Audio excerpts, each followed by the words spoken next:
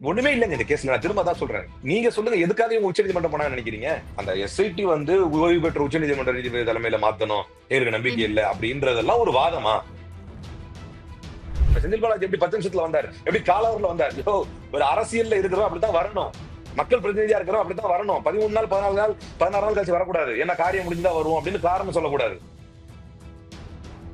SID பண்ணது தப்புன்னா SID தான் எங்களுடைய நிலைப்பாடு ஒரு காலத்தில் சொன்னவர்கள் தான் நீங்க. ஒரு நீதிபதியாக இருந்து கொண்டு நம்முடைய கண்களுக்கு முன்னால் நடப்பதை பார்த்து வேடிக்கை பார்க்க முடியாது அப்படின்னு தன்னுடைய கருத்தை சொல்லியிருக்கிறார். நீதிமன்றத்தை அணுகி நீங்கள் தப்பிக்க பார்க்கிறீர்கள். இப்ப நம்மளுடைய கொஸ்டின் வந்து இவர் ஏன் அங்கிருந்து போனாருங்கிறதே கிடையாது. நீங்க அதை மறந்துட்டீங்க. இவர் ஏன் பேச்சை தொடர்ந்தார் என்பதுதான். அகைன் நான் சொல்றேன், as a political leader, ஒரு கால் காவல்துறை அப்படி சொல்லி இருந்தாலும் கூட அவர் அங்கிருந்து போயிருக்க கூடாது. நிகழ்விடத்துல இருந்து தானே போக சொன்னாங்க. மொத்தமாவே பறந்து சென்னைக்கு போய் சொல்லிட்டாங்களா?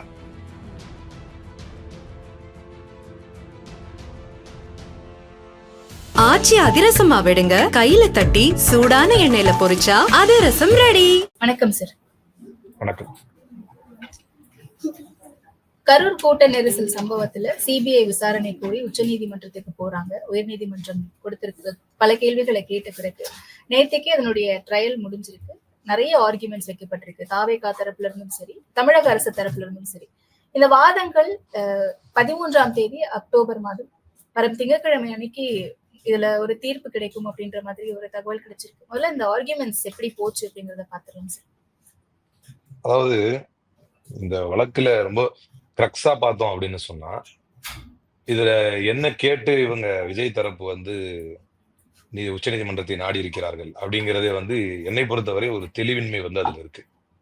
ஏன் அப்படின்னு சொன்னா, ஏன் அதுல அப்படி ஒரு தெளிவின்மை அப்படிங்கிற வார்த்தையை சொல்றேன் அப்படின்னு சொன்னா, சிபிஐ ப்ரோப் கேட்ட மாதிரி தெரியல.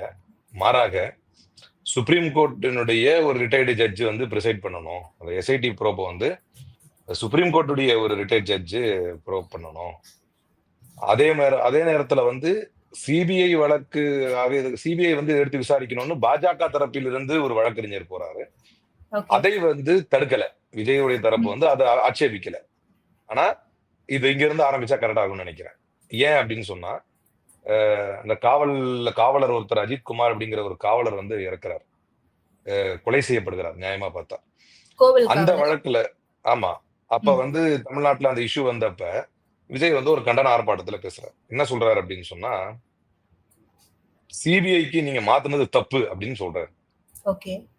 அதை மாத்துனது தப்பு அப்படின்னு சொல்லிட்டு அதுக்கான காரணம் என்ன சொல்றாரு அப்படின்னா, இந்த வழக்க வந்து ஸ்டேட்லயே வந்து ஒரு நீதிபதி தலைமையிலான ஒரு சிறப்பு விசாரணை குழு, அதாவது ஒரு எஸ்ஐடி போட்டு, ஆமா, அதை வந்து எஸ்ஐடி போட்டு அதை வந்து ஸ்டேட்லயே வந்து நீதிபதிகளுடைய தலைமையில அது நடந்திருக்கணும்.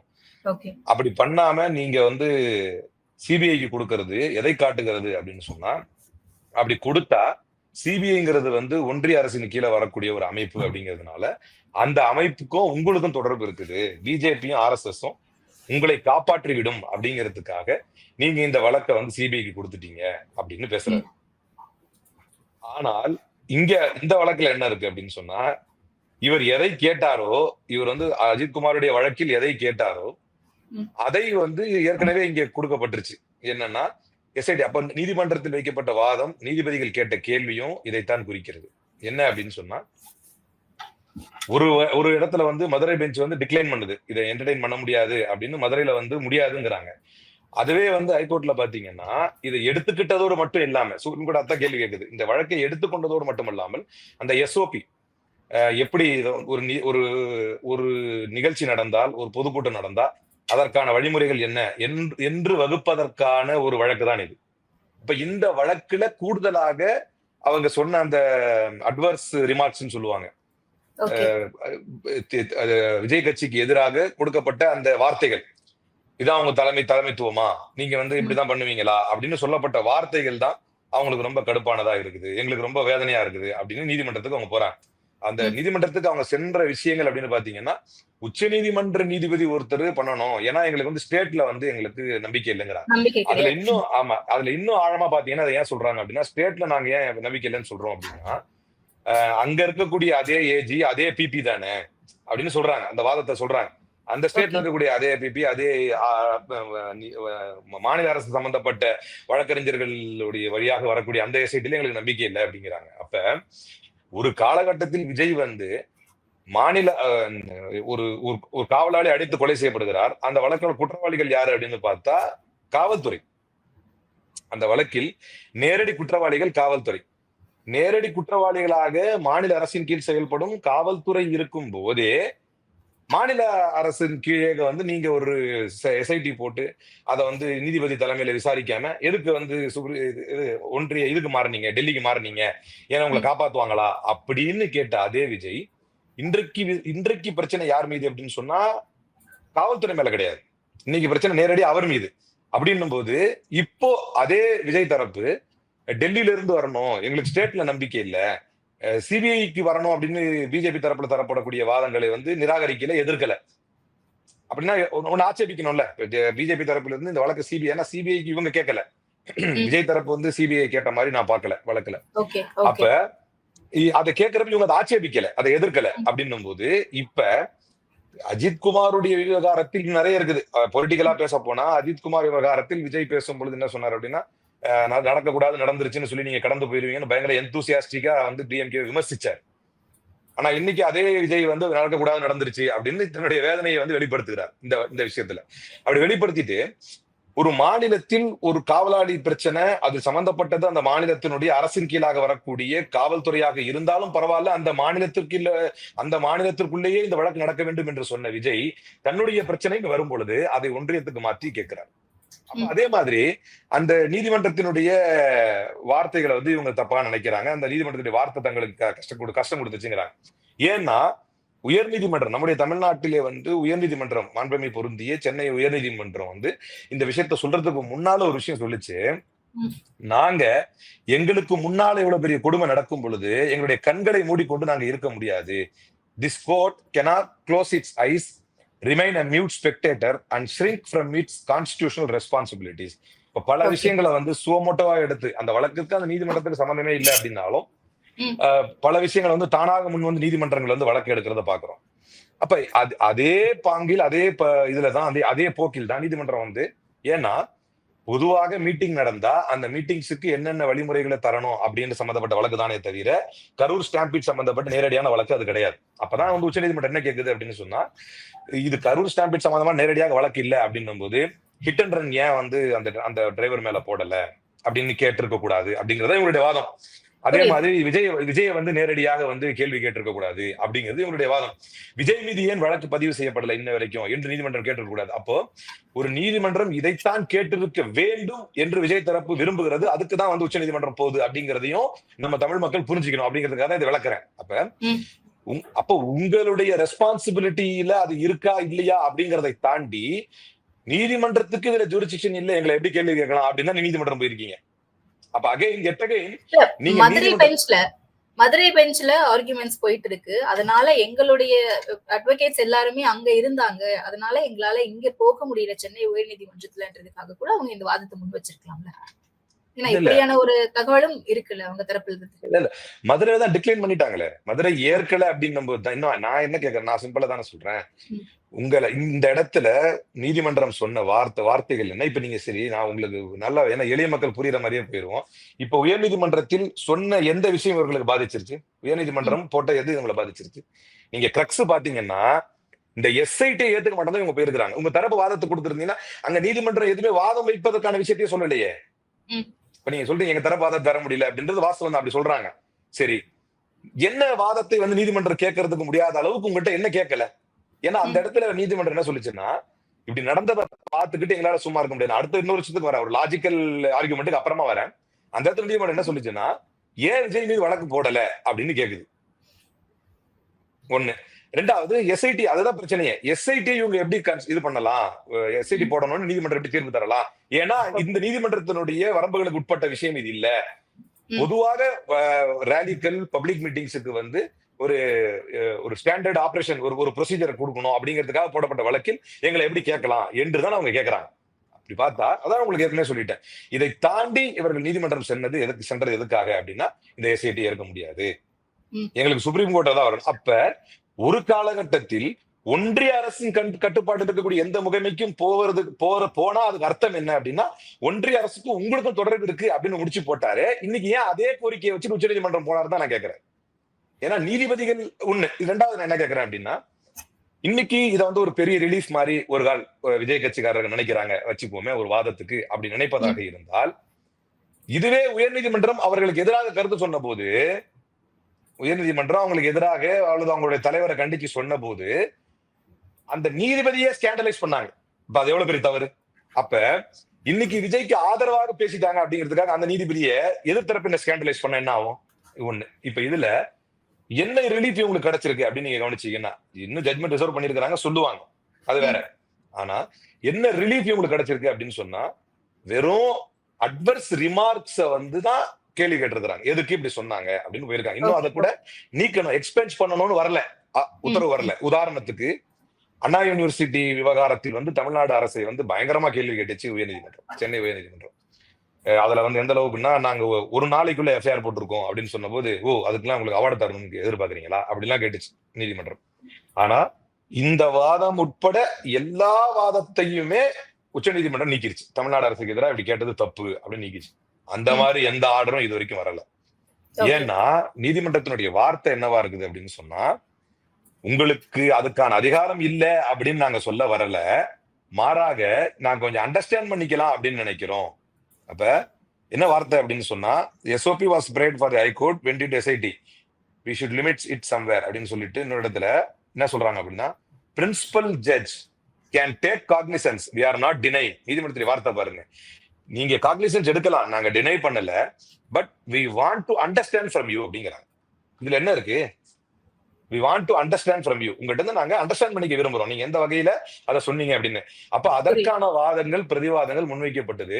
இந்த விஷயத்தில் விஜய் தரப்பு எதற்காக நீதிமன்றம் சென்றார்கள் என்பதே எனக்கு என்ன பொறுத்த வரைக்கும் மில்லியன் கொஸ்டின். நான் அதைத்தான் திரும்ப திரும்ப வந்து கேள்வியாக கேட்கிறேன். என்ன லாஜிக்கான மேட்டரை கொண்டுட்டு இவங்க வந்து நீதிமன்றம் போனாங்கன்னு நினைக்கிறீங்க? எங்களை நீதிமன்றம் இப்படி கேள்வி கேட்டுருச்சு, சரி என்ன அப்படி சொல்லிருச்சு உங்களை? அப்படி கேள்வி கேட்டு அங்க அந்த அந்த அந்த தீர்ப்புல என்ன கிடைச்சது அப்படின்னா, ஒரு மாநில அரசு கீழாகவே ஒரு எஸ்ஐடி ஃபார்ம் பண்ணப்படணும் அப்படின்னு. முற்காலங்களில் அப்படித்தான் ஃபார்ம் பண்ண எஸ்ஐடி இன்வெஸ்டிகேஷன் நடக்கணும் என்று சொன்ன நீங்கள் இப்படி ஏன் மாறிவிட்டீர்கள்? இப்ப ஏன் உங்களுக்கு ஒன்றிய அரசினுடைய இதன்படி விசாரணை நடக்கணும் அப்படின்னு விரும்புறீங்க அப்படிங்கறதுதான் நம்முடைய கொஸ்டின். ஓகே, இப்ப சென்னை உயர்நீதிமன்ற நீதிபதி செந்தில்குமார் அவர்கள் அடுக்கடுக்கான கேள்விகளை தாவேகா தரப்புல முன்வைக்கிறாரு. இந்த கேள்விகளை எதிர்த்துதான் இவங்க போயிருக்காங்க அப்படின்னா, இன்னைக்கு அந்த நேரத்துல உயர்நீதிமன்ற நீதிபதி கேட்ட கேள்விகளை தாவேகாவுக்கு ஒரு நெகட்டிவா பார்க்கப்பட்டுச்சு. நிறைய இடங்கள் பலரும் வந்து தாவேகாக்கு இது ஒரு பின்னடைவா பார்த்தாங்க. இன்னைக்கு உச்சநீதிமன்றம் சொல்லியிருக்கக்கூடிய இந்த விஷயங்கள், இல்ல ஏன் வந்து போஸ்ட்மார்ட்டம் இவ்வளவு அவசர அவசரமா ஒரே நைட்ல பண்ணி கொடுக்கணும் அப்படின்ற வரைக்கும் கேள்வி கேட்டிருக்காங்க. இதெல்லாமே தாவேகாவுக்கு ஒரு பாசிட்டிவா பார்க்கலாமா? இல்ல, அதாவது நீங்க ஒரு 2 விஷயம் எடுத்துக்கோங்க. இப்ப அந்த ரிமார்க்ஸ் அதை வந்து உச்சநீதிமன்றம் இன்னும் எக்ஸ்பெண்ட் பண்ணல. நான் அதே ஆரம்பத்தை சொல்லிட்டேன். அப்புறம் எப்படி அதை பாசிட்டிவா எடுத்து எக்ஸ்பெண்ட் எல்லாம் பண்ணல. ஒண்ணு. ரெண்டாவது, இந்த போஸ்ட்மார்ட்டம் பொறுத்த வரைக்கும் வேற இடத்துல இருந்த டாக்டர்ஸ் வந்து எங்களுக்கு அவைலபிலிட்டியில கிடைச்சாங்க, நாங்க பண்ணோம்னு சொல்லியிருக்காங்க. அதுல வந்து ஏதாவது அது உச்சநீதிமன்றத்துல விளக்கம் தந்திருக்கு அரசு. அப்படி ஒரு கால் அதுல ஏதாவது உங்களுக்கு வந்து மிஸ்கிரியன்ஸ் இருக்குது அப்படின்னு சொன்னா, அதை நிச்சயமாக உச்சநீதிமன்றம் ஆய்வு தான் செய்ய போகிறது. ஏன்னா இன்னும் தீர்வு வரல, முடிவு எட்டல. இது ஒரு பக்கம் இருக்கட்டும். நீங்க கேட்ட மாதிரி அகைன் ஃபர்ஸ்ட் பாயிண்ட்க்கு வரேன். இப்படி எக்ஸ்பெண்ட் பண்ணிட்டாலுமே, அப்படி ஒரு ரிமார்க்ஸ் எக்ஸ்பெண்ட் பண்ணிட்டாலுமே அதுவே போதுமானதா அப்படின்னா, பல்வேறு வழக்குகளில், ஏன் இதே விஜய் அவர்கள் ரோல்ஸ் ராய்ஸ் கார் வாங்கியிருந்த ஒரு வழக்கு வந்து நீதிபதி மரியாதைக்குரிய SMSDMனால வந்துச்சு, இஃப் ஐ எம் ரைட், என்னுடைய நினைவு சரின்னா. அப்ப அவங்க என்ன சொன்னாங்க அப்படின்னா, ரீல்ல மட்டுமே வந்து லீடரா இருக்கக்கூடாது, ரியல் லைஃப்லயும் லீடரா இருக்கணும் அப்படின்னு சொல்லி, ரியல்ல மட்டும் ஹீரோவா இருக்கக்கூடாது, ரியல் லைஃப்லயும் ஹீரோவா இருக்கணும்னாரு. அதை எதிர்த்து உச்சநீதிமன்றத்துக்கு போனாரு. எதுக்குன்னா, நான் வரி கட்டுறேன், ஆனா அந்த வார்த்தையை மட்டும் நீக்கணும் அப்படின்னு போனாரு. அப்ப அந்த வார்த்தை வந்து நீக்கப்பட்டுச்சு உச்சநீதிமன்றத்துல. நான் ஏற்கனவே சொன்ன மாதிரி அண்ணா யூனிவர்சிட்டி விவகாரம் விஷயத்துல வந்து உச்சநீதிமன்றத்துக்கு நம்ம தமிழக அரசு போச்சு, அந்த வார்த்தையை நீக்கணும்னு அதே மாதிரி எக்ஸ்பெண்ட் பண்ணி நீக்கிட்டாங்க, அந்த ரிமார்க்ஸ் நீக்கிட்டாங்க. சோ ரிமார்க்ஸ் நீக்கப்படுவது தீர்வாக ஆகுமா அப்படின்னா, ஒரு வேதனையின் அடிப்படையில். ஏன்னா இப்ப இந்த வழக்குல பாத்தீங்கன்னா, நீங்க ரொம்ப it's very clear and simple, எல்லாருக்குமே தெரிஞ்ச ஒரு விஷயம் தான். இந்த இடத்துல நம்ம லாஜிக்கா தான் பேச முடியும். ஒரு உயர்நீதிமன்றத்திலே மீட்டிங்ஸ் நடத்துறதுக்கும் ரேலி நடத்துறதுக்குமான வழிவகைகளும் நெறிமுறைகளும் செய்வதற்காக ஒரு வழக்கு வருகிறது. அந்த வழக்கை விசாரிக்கும் போது இந்த டிவிகே மேட்டரையும் சேர்த்து நம்ம பேசணும் அப்படின்னு நீதிபதி பேசியது என்பது அவரே அந்த வார்த்தையில சொல்லியிருக்கிறாரு. ஒரு நீதிபதியாக இருந்து கொண்டு நம்முடைய கண்களுக்கு முன்னால் நடப்பதை பார்த்துட்டு வேடிக்கை பார்க்க முடியாது அப்படின்னு தன்னுடைய கருத்தை சொல்லியிருக்கிறார். ஒரு காலம் அவர் சொன்ன கருத்து வந்து கூட குறைய இருந்திருக்கலாம். ஆனால் இப்ப நான் அகைன் கிரக்ஸுக்கு வர்றேன். அதனாலதான் நான் ஆரம்பத்தில் அந்த பாயிண்ட் நிக்கிறேன். எஸ்ஐடி பண்ணதுதான் தப்புன்னா எஸ்ஐடி தான் எங்களுடைய நிலைப்பாடுன்னு ஒரு காலத்தில் சொன்னவர்கள் தான் நீங்க.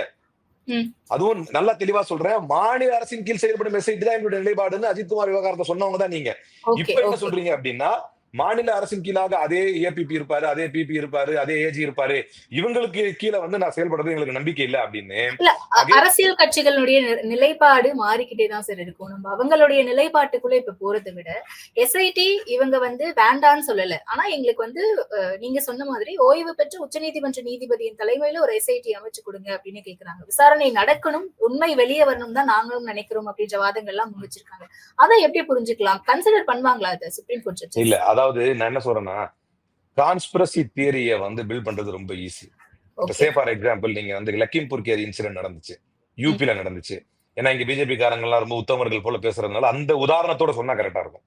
அப்ப வந்து என்னுடைய நினைவு சரி அந்த NV ரமணா தான் வந்து இதா இருக்காரு, சுப்ரீம் கோர்ட் ஜட்ஜா இருக்காரு இஃப் ஐ எம் ரைட். ஆனா சீஃப் ஜஸ்டிஸ் கிட்ட அந்த கேஸ் வருது. அப்ப லக்கிம்பூர் கேரி இன்சிடென்ட்டை பொறுத்த வரைக்கும் ஜட்ஜ் என்ன சொன்னாங்க அப்படின்னா UP government's delay in this case would force the court to declare that UP government is dragging its feet in this case அப்படின்னு சொல்லிச்சு.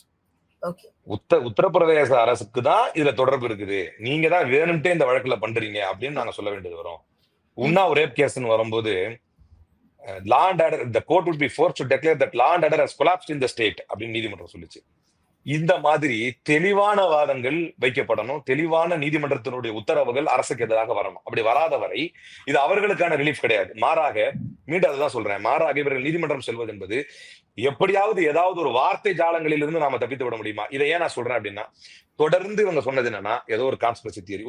ஒரு தலைவராக நடிகர் விஜய் பேசியது என்ன அப்படின்னு சொன்னா சிஎம் சார் என்ன வேணா பண்ணிக்கங்க அப்படின்னா டைரக்டா என்ன சொல்ல வர்றாரு அப்படின்னு சொன்னா இது வந்து முழுக்க முழுக்க அரசனுடைய தவறு. அப்ப அரசனுடைய தவறு அப்படின்னா நீங்கள் நீதிமன்றத்திலே என்ன வாதத்தை வைக்க வேண்டுமோ அதை விட்டுட்டீங்க, ஏன்னா கான்ஸ்பிரசின்னு சொல்லிட்டீங்க. அப்ப நீங்க ப்ரூவ் பண்றதுக்கு என்னென்னலாம் வச்சிருக்கீங்க? ரெண்டு விஷயங்க, நீங்க விசாரிக்கிறதுக்கு எஸ்ஐடி போனோங்கிறது ஒரு பார்ட், இன்னொன்னு இது கான்ஸ்பிரசி தான் அப்படின்னு நீங்க ப்ரூவ் பண்ண தவறுறீங்க, அதுல ஏதாவது ஒரு எவிடன்ஸ் அந்த இடத்துல கொண்டு வந்து கொடுக்க தவறுறீங்க அப்படின்னாலே உங்ககிட்ட எந்த பாயிண்ட் இல்லைன்னு அர்த்தம். யதார்த்தம் தானே? நான் ஒரு ஆர்குமெண்ட் சேர்க்க கேட்கிறேன். இப்ப நீங்க ஆரம்பத்துல இருந்து விஜய் தான் சொல்றாரு, விஜயோடைய ஆட்கள் ஆரம்பத்துல இருந்தே ஏன்னா பொறுப்பா இவர் தான் சொல்ல முடியாத அளவுக்கு எல்லாரும் தலைமுறை ஆயிட்டாங்க, இரண்டாம் கட்ட தலைவர் எல்லாரும் தலைமுறை ஆயிட்டாங்க. அப்ப விஜய் தான் லாஸ்டா வீடியோ போடுறாரு. அந்த வீடியோல என்ன சொல்றாரு அப்படின்னா அப்படியே ரொம்ப வேதனையா சிஎம் சார் என்ன வேணாலும் பண்ணிக்கங்க, நான் ஆபீஸ்ல இருப்பேன் அப்படின்னா என்ன மீன் பண்ண வராரு எல்லாருக்கும் புரிஞ்சிருச்சு. இந்த கவர்மெண்ட் வந்து எங்களுக்கு எதிராக கான்ஸ்பயர் பண்ணுது. சொல்ல போனா செந்தில் பாலாஜி அப்படின்னாங்க. உயர் நீதிமன்றத்திலும் சரி உச்ச நீதிமன்றத்திலும் சரி செந்தில் பாலாஜியோடைய பேரை எடுக்கல. அப்புறம் எதுக்கு தேவையில்லாம ஒருத்தர் உள்ள இருக்கணும்? அதுக்கான எந்த ஆதாரமுமே ஒரு இடத்துல இல்லை அப்படிங்கிறதும் இல்ல தெளிவு பெறுது. அப்ப ஒரு அரசினுடைய நிலைப்பாடு மாறிக்கொண்டே இருக்கலாம். நீங்கள் நீதிமன்றம் செல்லும் பொழுதும் கூட எந்த வாதத்தின் அடிப்படையில் ஒருவர் மீது குற்றச்சாட்டு வைக்கிறோம் என்கின்ற அடிப்படை ஆதாரம் கூட எல்லாமே பேசுவீங்க. நான் இதை ஏன் சொல்றேன் அப்படின்னா அரசிற்கு எதிராக லக்கிம்பூர் கேரி இன்சிடென்ட்ல கொண்டு வந்து அந்த சொல்றேன் உதாரணத்துக்கு உச்ச நீதிமன்றத்துல அந்த கார் ஏத்தி கொண்டாங்க பாருங்க விவசாயிகளை இந்த லக்கிம்பூர் கேரியில. அப்ப அந்த இன்சிடென்ட் அப்ப கொண்டு வரும் பொழுது அதோடைய வீடியோகிராபிக் எவிடன்சஸ் கொடுத்தாங்க. அப்ப நீதிமன்றம் கொஸ்டின் கேட்டுச்சு, நீதிமன்றம் என்னெல்லாம் கேள்வி கேட்டுச்சு அதுல அப்படின்னு சொன்னா ஏன் நீங்க 161 ஸ்டேட்மெண்ட் எடுக்கல அப்படின்னு கொஸ்டின் கேட்டுச்சு, ஏன் வந்து சிசிடிவி ஃபுட்டேஜஸ் எடுக்கல அப்படின்னு கேள்வி கேட்டுச்சு, ஏன் மொபைல் போன் எடுக்கல அப்படின்னு கேள்வி கேட்டுச்சு. அதை எடுக்கும் பொழுது இல்ல அது வந்து ஒரு கொராபரேட்டிவ் எவிடன்ஸ் தானே, நாங்க அதனால தான் எடுக்கல. ஏன் வந்து நீங்க வந்து ஜட்ஜு முன்னால கூப்பிட்டு எல்லாரோட எவிடன்ஸ் நீங்க ரெக்கார்ட் பண்ணல அப்படின்னு கேள்வி கேட்டுச்சு. அப்ப என்ன சொன்னாங்க, தசரா ஹாலிடேஸ் அப்படின்னாங்க. தசரா ஹாலிடேஸுக்கும் நம்ம கோர்ட்ஸுக்கும் என்னையா சம்பந்தம், நீ எடுத்துக்க வேண்டியதானே அப்படின்னு சொல்லிச்சு. உங்களுக்காக நாங்க இங்க வெயிட் பண்ணிட்டு இருக்கணுமா, 11 மணிக்கு வர சொன்னா நீங்க 12:30 தான் வரீங்க என்று கேட்டுச்சு. இவ்வளவு உச்சநீதிமன்றத்திலே அரசுக்கு எதிராக குறை சொல்பவர்கள் கையில் ஆதாரத்தோடு வந்தார்கள். அப்ப இதுல என்ன பாயிண்ட் நான் சொல்ல வரேன் புரியுதா? நீங்க சொல்றீங்க கவர்மெண்ட் கான்ஸ்பயர் பண்ணிருச்சு அப்படின்னு எவ்வளவு ஒரு பாரிய குற்றச்சாட்டை வைக்கிறீங்க, அதுதான் பரப்புறீங்க. அரசு இதுக்கு காரணம் அப்படிங்கிறீங்க. செந்தில் பாலாஜி தான் காரணம். எப்படி இதெல்லாம் சொன்னாங்க தானே, எல்லாரும் பார்த்தோம் தானே. செந்தில் பாலாஜி எப்படி 10 நிமிஷத்துல வந்தார், எப்படி காலவரில் வந்தார். ஒரு அரசியல்ல இருக்கிறோம் அப்படித்தான் வரணும், மக்கள் பிரதிநிதியா இருக்கிறோம் அப்படித்தான் வரணும். 13 நாள் 14 நாள் 16 நாள் கழிச்சு வரக்கூடாது, ஏன்னா காரியம் முடிஞ்சுதான் வருவோம் அப்படின்னு காரணம் சொல்லக்கூடாது. அப்ப நான் சொல்ல வரக்கூடிய செய்தி, நீதிமன்றத்தை அணுகி நீங்கள் தப்பிக்க பார்க்கிறீர்கள். எப்படி நீங்க எப்படி சொல்றீங்க அப்படின்னு அடுத்த கேள்வி வரும் உங்ககிட்ட இருந்து. எப்படி சொல்றேன் அப்படின்னா இதுவரைக்கும் எந்தெந்த இன்சிடென்ட்ஸுக்கு எல்லாம் வந்து உச்சநீதிமன்றத்துக்கு மக்கள் நாடி இருக்கிறார்களோ, உயர்நீதிமன்றத்தில் அக்ரிவாய் அப்போதெல்லாம் கையில் ஆதாரத்தோடு சென்றிருக்கிறார்கள். ஆனால் நீங்க இப்ப போயிருக்கிறது என்ன அப்படின்னா, எந்த அதுக்குதான் நான் அங்கிருந்து வர்றேன், எந்த மாதிரி எஸ்ஐடி வேணும்னு வேறு விவகாரத்தில் கேட்டீர்களோ அதுக்கு எதிராக இப்ப போறீங்க. அப்ப இது மடைமாற்றும் நிகழ்வு. உங்க இடத்துல அரசை குறை சொல்வதற்கோ அரசு மேல பொறுப்பு இருக்கா இல்லையா அப்படின்னு கொஸ்டின் வரும். இருக்கு, அரசுக்கு பொறுப்பு இருக்கு. அதனாலதானே சிஎம் நைட் லஞ்ச் வராரு. அரசுக்கு பொறுப்பு இருக்கு. அதனாலதான் செந்தில் பாலாஜி சம்பவம் நடந்த அரை மணி நேரத்துல ஓடி வராரு. அரசுக்கு பொறுப்பு இருக்கு. அதனாலதான் துணை முதல்வர் துபாயில இருந்து கிளம்பி ஓடி வர்றாரு. பொறுப்பு இல்லைன்னா யாரும் சொல்லல. சரி, பொறுப்பு இருக்கத்தான் செய்கிறது. ஆனால் இதை சதிவேலை என்று சொன்னவர்கள் யார்? அப்ப உங்கள்கிட்ட ரெக்கார்ட் இருக்கணும், ஆதாரம் இருக்கணும்ல. நான் அதைத்தான் மீண்டும் மீண்டும் சொல்ல வருகிறேன். நீதிமன்றத்தில் இவ்வளவு பேசிய தாவேக்காவினர் யாருமே இது சதிவேலை என்று நிரூபிப்பதற்கு ஒரு ஆதாரத்தை இது வரைக்கும் கொடுக்கல. ஏற்கனவே எஸ்ஐடி இருக்குதா, இல்ல எஸ்ஐடி வேணாம், அவர் சிபிஐக்கு கேட்கிறாரு. சிபிஐக்கு மாத்திர சம்பந்தமா இவங்க ஆட்சேபனை தெரிவிக்கல. நீதிமன்றத்துல நடந்துகிட்டு தான் இருக்கு. பாஜகவினுடைய மாநில வழக்கறிஞர் பிரிவு துணைத் தலைவர் போய் சிபிஐ வேணும்னு கேட்கிறாரு. அதுக்கு ஆட்சேபனை கொடுக்கல. இங்க எஸ்ஐடி இருக்குதா, இல்ல இதுல எங்களுக்கு நம்பிக்கை இல்ல. ஓய்வு பெற்ற உச்சநீதிமன்ற நீதிபதி இல்ல, அப்ப எங்களுக்கு நம்பிக்கை இல்ல, ப்ரோபை இப்படி மாத்தணும், இல்ல அப்படி மாத்தணும், உயர்நீதிமன்றம் இப்படி சொல்லிருச்சு, எனவே உச்சநீதிமன்றத்துல இந்த வார்த்தையை மாத்தி கேட்கணும், ஹைகோர்ட் எப்படி எடுக்கலாம், நாங்க மதுரை கோர்ட்ல போனோம், இப்படித்தான் கேட்டுட்டு இருக்காங்க. என்னுடைய வேலிட் பாயிண்ட் அதுதான். இதுவரை நீதிமன்றத்தில் அரசை குறிவைத்தோ அரசினுடைய நிர்வாகத்திறன் தான் இதற்கு காரணம் என்றோ, அரசினால் தான் ஏற்பட்டது என்றோ, அல்லது ஓப்பனா சொல்றதா இருந்தா விஜய் சொல்வது போல இது முழுக்க முழுக்க திமுகவின் சரிதான் என்பதற்கோ இவரிடத்துல ஆதாரமே இல்லாமல் தப்பிப்பதற்கும் மடைமாற்றுவதற்கும் இங்க எங்கேயாவது ஒண்ணு கிடைச்சிடாத அதை வச்சு பேச மாட்டோமா என்கின்ற ஆர்வத்திலும் தான் இதை செய்து கொண்டிருக்கிறார்கள் என்று குற்றச்சாட்டு வைக்கிறேன்.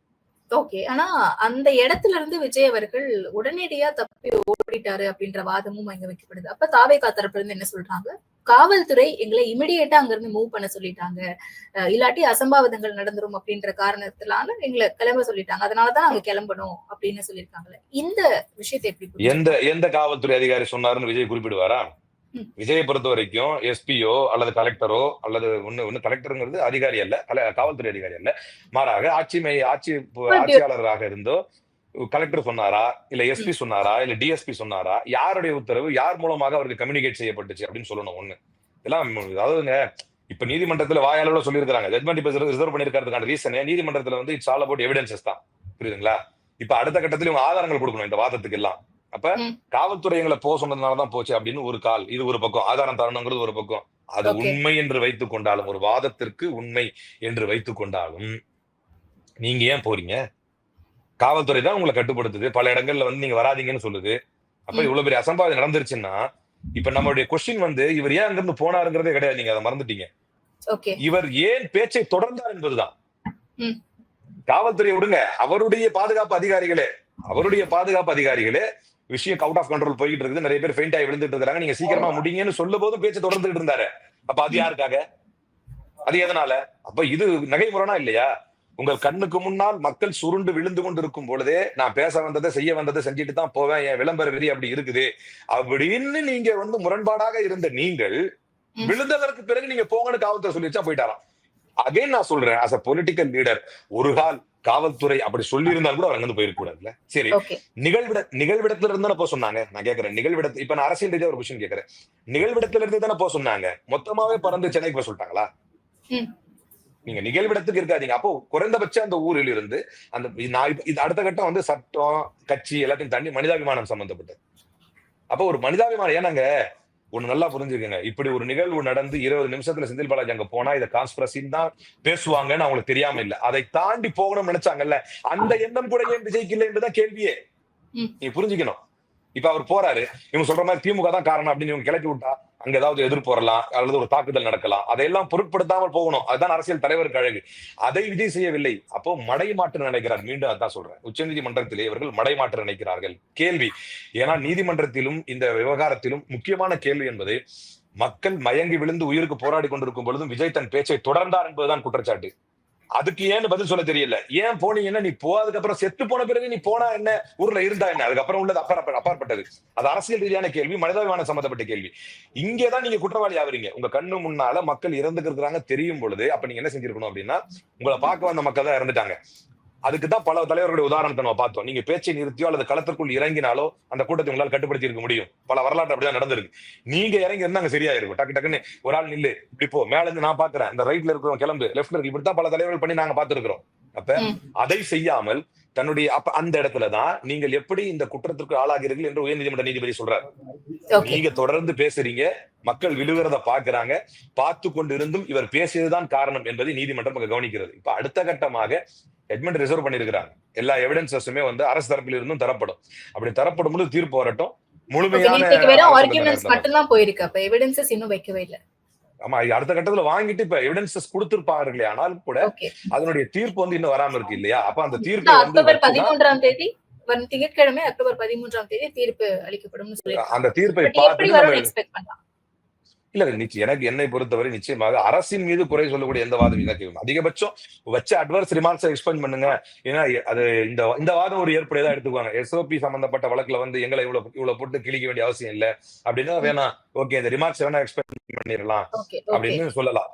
அதை தாண்டி ஒண்ணுமே இல்லைங்க இந்த கேஸ்ல. நான் திரும்ப தான் சொல்றேன், நீங்க சொல்லுங்க எதுக்காக இவங்க உச்சநீதிமன்றம் போனான்னு நினைக்கிறீங்க? அந்த எஸ்ஐடி வந்து ஓய்வு பெற்ற உச்சநீதிமன்ற நீதிபதி தலைமையில மாத்தணும், எனக்கு நம்பிக்கை இல்லை அப்படின்றதெல்லாம் ஒரு வாதமா? இதுக்கு முன்காலங்களில் நீங்க இந்த வாதத்தை வைக்கல அப்படின்னும் போது இவர்கள் போயிருப்பதற்கே எந்த பெரிய அர்த்தமும் இல்லை அப்படின்னும் போது தீர்ப்பு வரும் பொழுதும் கூட அதிகபட்சமாக அந்த அட்வர்ஸ் ரிமார்க்ஸ் வேணா போகும். அந்த அட்வர்ஸ் ரிமார்க்ஸ் ஒன்னும் அரசு தர சொல்லல, நீதிபதி அவரா உணர்ந்ததே சொல்லியிருக்கிறார், அவ்வளவுதான். அப்ப அகைன் நம்ம எந்த தீர்ப்பு வந்தாலும் யாரும் ஸ்கேண்டலைஸ் பண்ண போறது இல்லை. அவங்கள மாதிரி நம்மளை பொறுத்த வரைக்கும் நீதிமன்றங்களுடைய தீர்ப்புகளை நேர்மையாக வணங்கி ஏற்றுக்கொள்ளணும், அதான் முறை. அப்படியே ஏற்போம். ஆனால் நாம் எதிர்பார்ப்பது என்பது ஒரு காலமும் விஜயுடைய பொறுப்பை தட்டி கழிக்கும் ஒரு தீர்ப்பை நிச்சயமாக நம்ம எதிர்பார்க்கல, அது வரவும் செய்யாது.